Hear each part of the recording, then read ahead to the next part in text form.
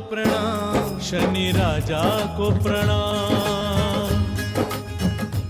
शनि साधिका doctor Vibhashri दीदी जी का संक्षिप्त परिचय। श्री शनीश्वर तीर्थ क्षेत्र शनि आश्रम चिकल थाना छत्रपति संभाजी नगर महाराष्ट्र की आप संस्थापिका हैं। आपके इस शनि आश्रम में ही 24, 25, 26 जून 2023 को एक भव्य पंचतत्व महोत्सव पंच महाभूत लोकोत्सव का आयोजन हुआ था। पंचतत्वों की सुरक्षा और संतुलन के माध्यम से जीवन रक्षा के लिए इन पंचतत्व महोत्सव में राष्ट्रीय संत सम्मेलन का आयोजन हुआ। इस आयोजन के प्रथम दिन का दीप प्रज्वलन अनेक महामंडलेश्वरों पीठाधीश्वरों ने मिलकर किया। संपूर्ण कार्यक्रम का आयोजन और संचालन प्रसिद्ध एस्ट्रोलॉजर साधिका डॉक्टर विभाश्री दीदी जी ने ही किया, जिनके व्यक्तिगत निमंत्रण पर भारत के अनेक राज्यों से 100 से भी अधिक संत महात्मा सद्गुरु आध्यात्म शिरोमणि श्री शनि आश्रम छत्रपति संभाजी नगर महाराष्ट्र की पावन भूमि के संत सम्मेलन में पधारे थे और पूरे महाराष्ट्र क्षेत्र से भी लगभग 500 संत महात्माओं प्रवक्ताओं विद्वानों ने भी इस आयोजन में भागीदारी निभाई और प्रमुख वक्ताओं ने अपने अपने उद्बोधन से लोगों को मंत्रमुग्ध भी किया, जिसमें कोल्हापुर महाराष्ट्र के कनेरी मठ के पीठाधीश्वर स्वामी अदृश्य काट सिद्धेश्वर स्वामी जी, अखिल भारतीय गोसेवा संघ रायपुर छत्तीसगढ़ के प्रमुख दूधाधिधारी मठ के मठाधीश महामंडलेश्वर श्री राजेश्वरी महंत श्री राम सुंदर दास जी महाराज प्रमुख थे। साथ ही बीजेपी के राष्ट्रीय प्रवक्ता श्री सुधांशु त्रिवेदी और नारी रत्न राजेश्वरी मोदी उर्फ राज दीदी नारायण रैकी सत्संग परिवार मुंबई ने अपनी ओजस्वी मोटिवेशनल वाणी से सभी को मंत्रमुग्ध किया। 3 दिनों में 30 से अधिक वक्ताओं को सुनने का सौभाग्य मिला। शनि साधिका डॉक्टर विभाश्री दीदी जी के द्वारा संचालित इस राष्ट्रीय संत सम्मेलन की ज्ञानवर्धक झलकियां शनि साधिका दीदी जी के ही ज्ञानवर्धक कार्यक्रम सुभारती टीवी के सुभारती संवाद साधिका डॉक्टर विभाश्री दीदी जी के साथ कार्यक्रम का महत्वपूर्ण हिस्सा भी बनी। इस पूरे 3 दिवसीय संत सम्मेलन में साधिका डॉक्टर विभाश्री दीदी जी की सुपुत्री अभिनेत्री विभूति शर्मा जी ने अपना महत्वपूर्ण योगदान दिया और सभी संत महात्माओं अतिथियों की स्वागत व्यवस्था को संभाला।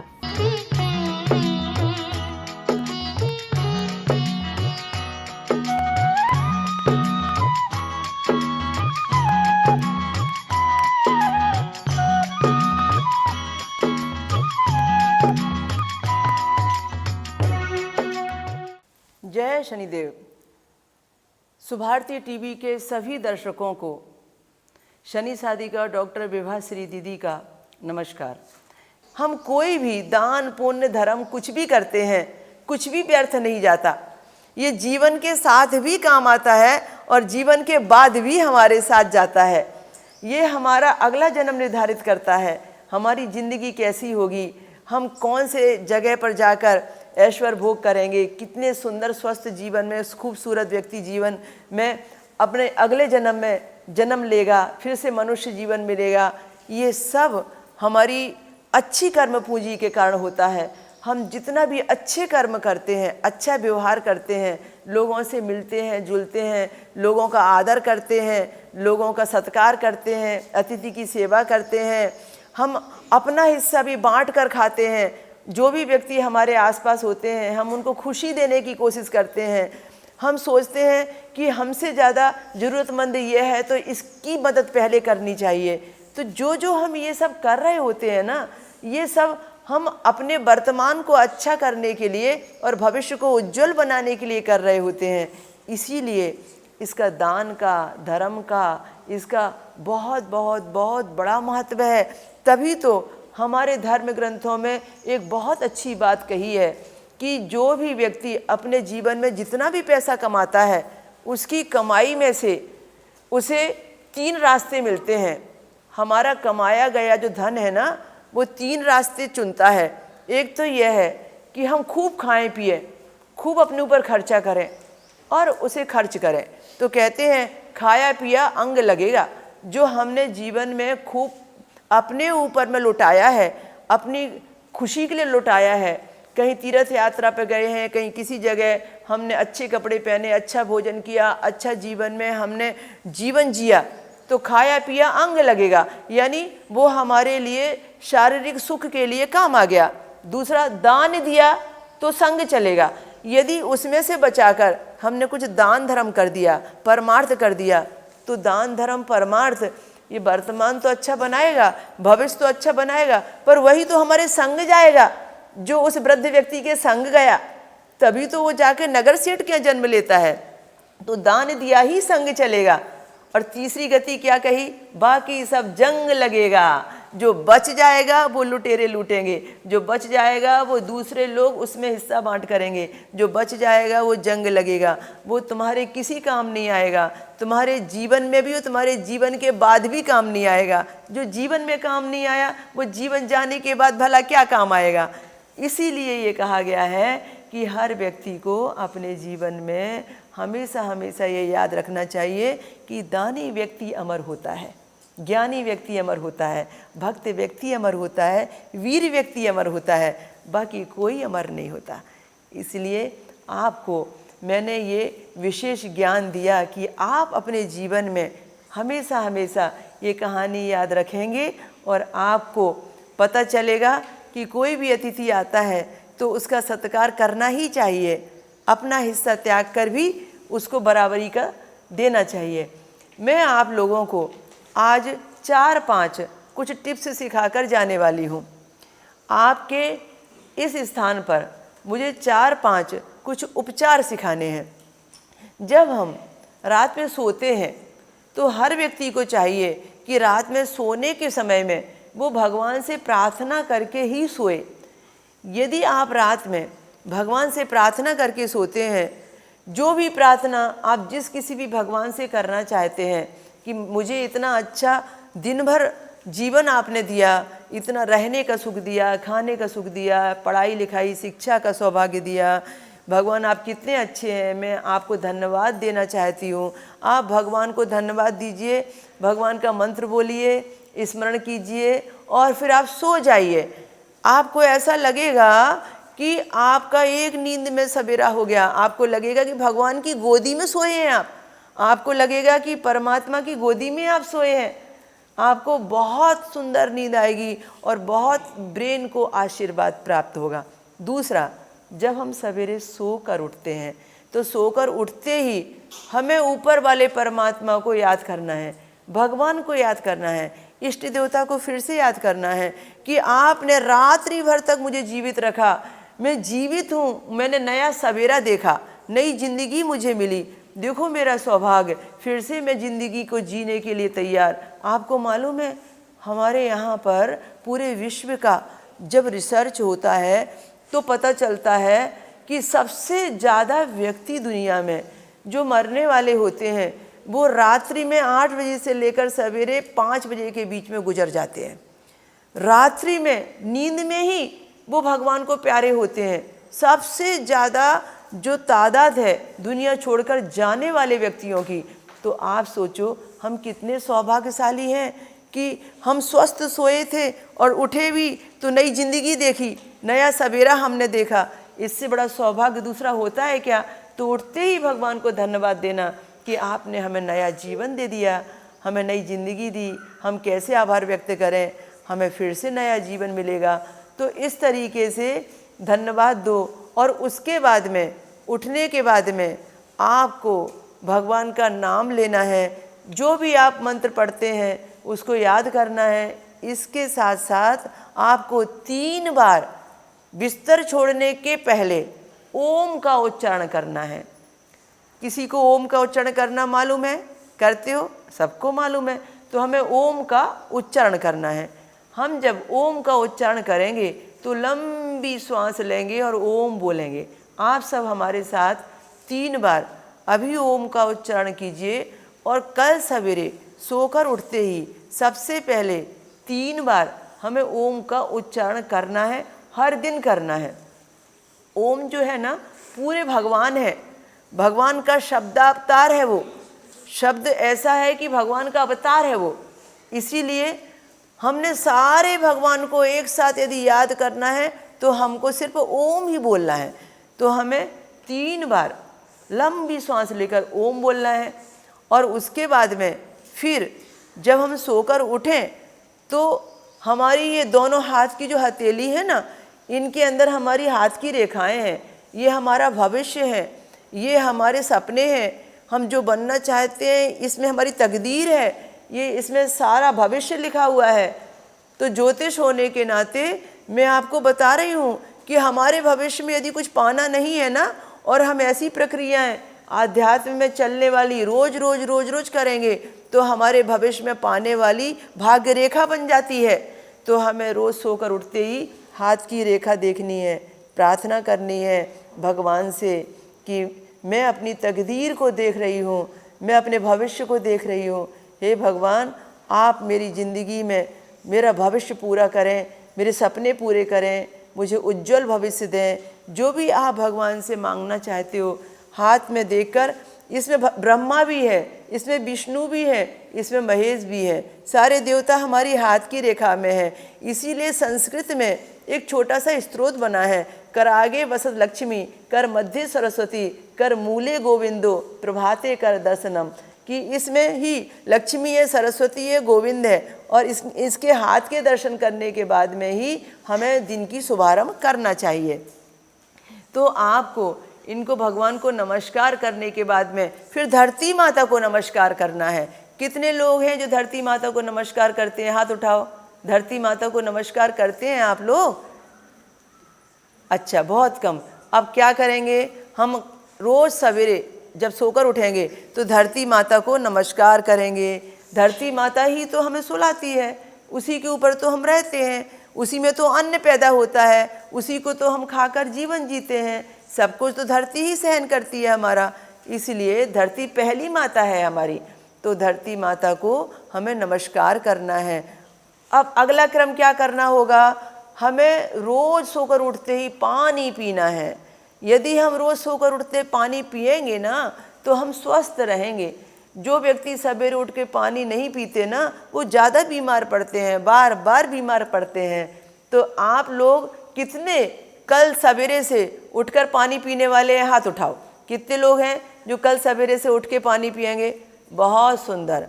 तो सवेरे अपने को कहीं शौच के लिए जाना है, मंजन करना है, उसके पहले पानी पीना है। सवेरे सोकर उठते ही पानी पीना है, और पानी पीने के बाद में फिर बाद में नहाना धोना करेंगे।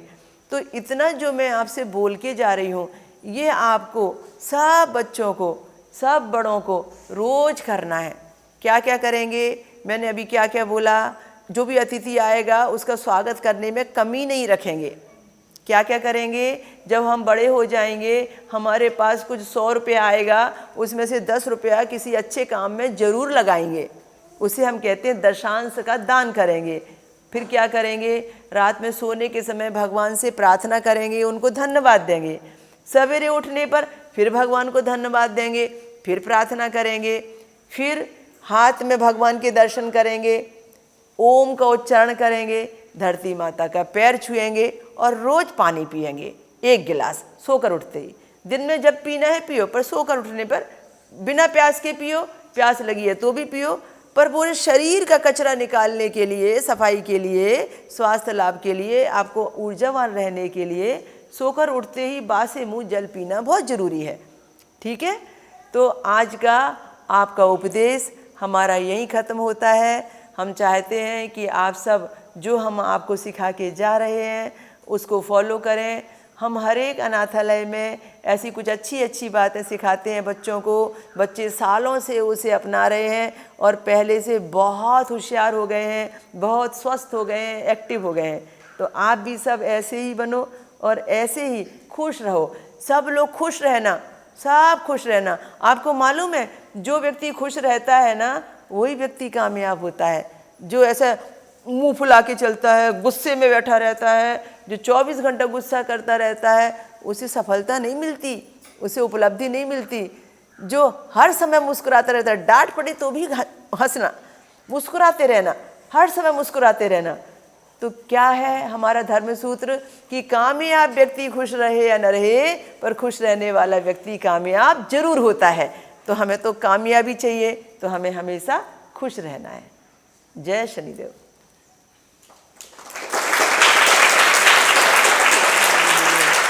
तो पद्मश्री सिंधुताई सपकाल जी को हम यहाँ पर नमन करते हुए, उनको धन्यवाद देते हुए उनका जो अद्वितीय स्टाफ है जिसने कि उनकी इस सेवा को संभाला है, उनके सत्कार में, उनके सम्मान में, उनका आभार व्यक्त करने के लिए, इस कर्मठ सेवा के लिए, इस देश निर्माण की सेवा के लिए, ये देश के सपूतों को, देश की कुमारियों को, देश की बालिकाओं को पालने का काम कर रहे हैं। ये जो काम कर रहे हैं इनको भी नहीं मालूम कि ये जो काम कर रहे हैं उससे हमारे राष्ट्र का नाम क्या कितना ऊंचा होगा। ये तो राष्ट्र निर्माण में अपनी एक महत्वपूर्ण समय की आहुति दे रहे हैं। इसलिए हम श्री शनेश्वर तीर्थ क्षेत्र छत्रपति संभाजी नगर महाराष्ट्र की ओर से जो अपनी टीम के साथ में यहाँ पर आए हैं और इन सब का आभार व्यक्त करने के लिए आए हैं। हम यहाँ पर सिंधुताई सपकाल जी का धन्यवाद, आभार और उनको सही श्रद्धांजलि देने के लिए यहाँ आए हुए हैं। तो हम हमारे यहाँ से एक छोटा सा उपहार लेकर आए हैं। आप जानते ही हैं शनि साधिका हूँ, तो शनि देव का उपहार तो तेल का सबसे बड़ा होता है। हमारी छोटी छोटी बालिकाओं के लिए हमारे श्री शनेश्वर तीर्थ क्षेत्र शनि आश्रम में जो चिकित्सा का ऑयल बनता है, जिसकी प्रसिद्धि पूरे हिंदुस्तान में है कि मसाज के लिए उसे इस्तेमाल किया जाता है, शरीर पीड़ा उससे अपने आप कम हो जाती है, वह आशीर्वाद की एक बहुत बड़ी हमारी चिकित्सा की बहुत बड़ी उपलब्धि है। हम उस चिकित्सा के, मसाज के अपने द्वारा निर्मित ऑयल को यहाँ पर बालिकाओं के लिए देना चाहते हैं और हमारे जितने भी स्टाफ के मेंबर हैं उनको भी हम इसी तरीके से ऑयल की पैक बोतल देकर उनका आभार व्यक्त करना चाहते हैं। तो हमारे साथ में जो हमारे यहाँ के आयोजक हैं, प्रायोजक हैं, मैं उनको बुला रही हूँ, हमारे स्टाफ के मेंबरों को बुला रही हूँ कि वे यहाँ आएँ और हमारे सबसे पहले स्टाफ के व्यक्तियों को एक एक शुद्ध सरसों तेल की बोतल देकर उनको सम्मानित करें, उनका आभार व्यक्त करें।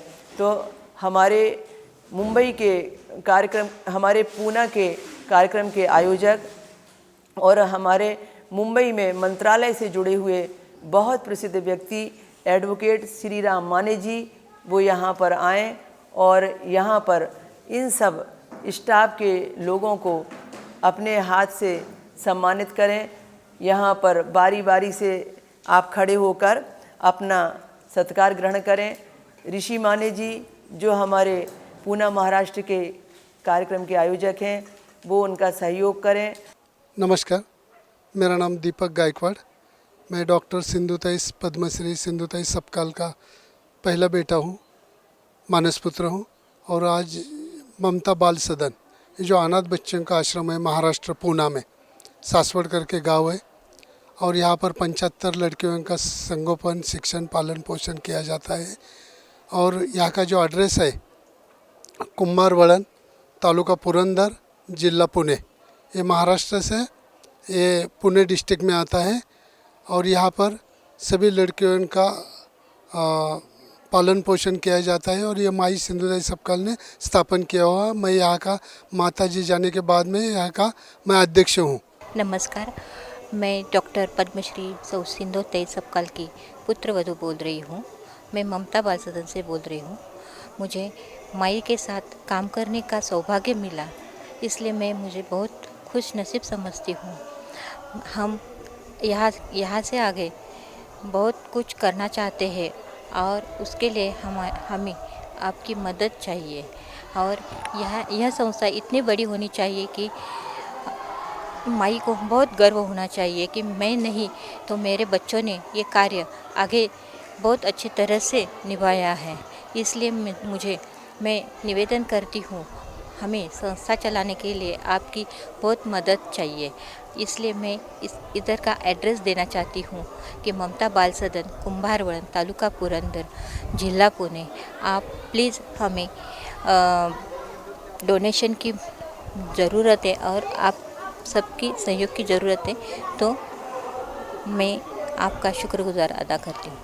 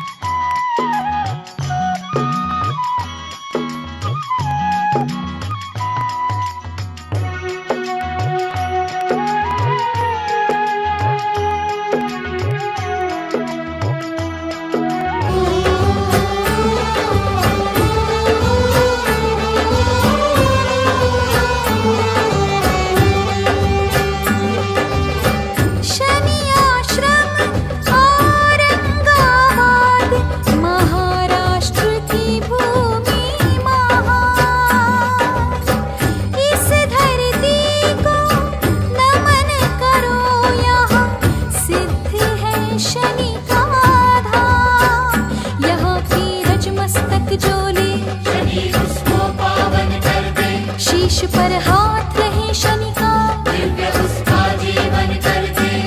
बड़ी भक्ति से, बड़ी भक्ति से, बड़ी भक्ति से कर लो ध्यान, शनि धनवान देंगे। भजो भक्तों श्रद्धा से शनि नाम, शनि कल्याण करेंगे। ओम शं शनिश्चराय नमः। ओम शं शनिश्चराय नमः।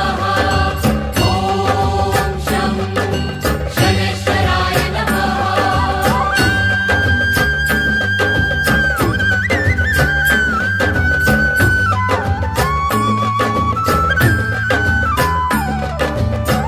शनि प्रकोप से पीड़ित हो कोई, प्रभु का नाम पुकारे। शनि दरबार खुला है हरदम, आओ आश्रम द्वारे। शनि जी शरण में ले लेंगे, कृपा उस भक्त पे कर देंगे। कष्ट उसका हर लेंगे शनि। सुखों की वर्षा कर देंगे।